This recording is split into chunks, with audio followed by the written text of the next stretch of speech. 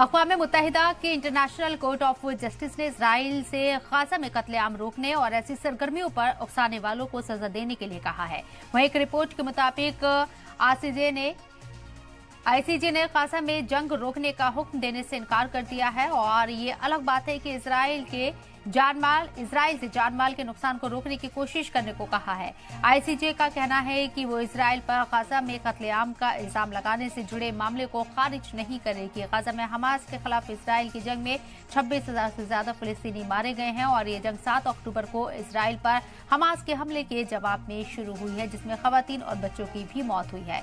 Report के मुताबिक अदालत ने आज कहा कि इजराइल को अपनी फौज को फिलिस्तीनियों के खिलाफ कत्लेआम करने से रोकने के लिए कदम उठाने चाहिए। कोर्ट ने आगे कहा कि वो इजराइल के खिलाफ साउथ अफ्रीका के कत्लेआम मामले को खारिज नहीं करेगी। वहीं इजराइल ने जनूबी अफ्रीका के इल्जामात को झूठा और बेहद बेकार बताते हुए कहा है कि वो शहरियों के नुकसान से बचने के लिए हर मुमकिन कोशिश करता है। वहीं इस फैसले के बाद साउथ अफ्रीका के सदर रामाफोसा ने जश्न मनाया है। वहीं साउथ अफ्रीका ने इस फैसले को एक फैसलाकुन जीत बताया है।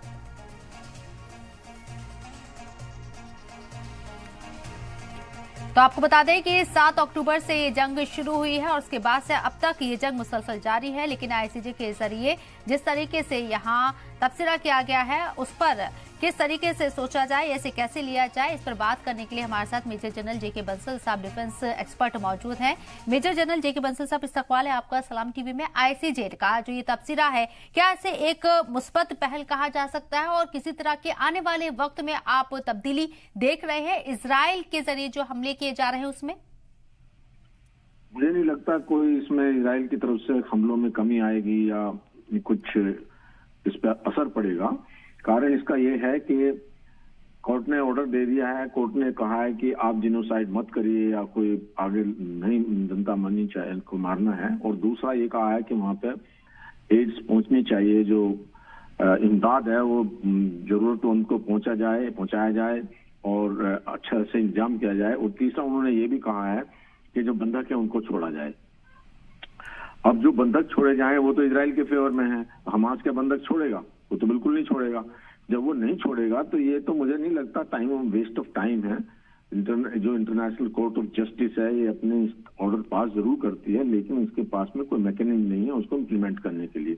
जब तक कोई ऑर्डर इम्प्लीमेंट ना हो तो उससे कोई फर्क नहीं पड़ता। हाँ, ये जरूर कहा जा रहा है कि इससे एक हेटेडनेस आएगी इजराइल के अगेंस्ट में और इंटरनेशनल कम्युनिटी उनके खिलाफ होगी।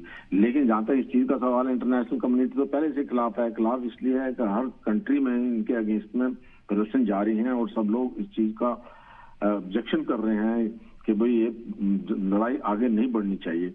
और जैसे आपने कहा कि जो फॉर्मोसा, जो साउथ अफ्रीका के प्रेसिडेंट हैं, वो इस पर खुशी मना रहे हैं। किस चीज की खुशी मना रहे हैं?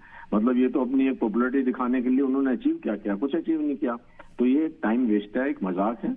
और इन चीजों को सब अपनी अपनी जगह जो हैं, चाहे वो इंटरनेशनल कोर्ट ऑफ जस्टिस है, वो अपनी वैधता को या अपने एग्जिस्टेंस को बनाने के लिए ये सब कुछ करती है। आज की तारीख में यूएन हो, इंटरनेशनल कोर्ट ऑफ जस्टिस हो, WHO हो, उनकी कोई बात नहीं मानता, कोई नहीं सुनता।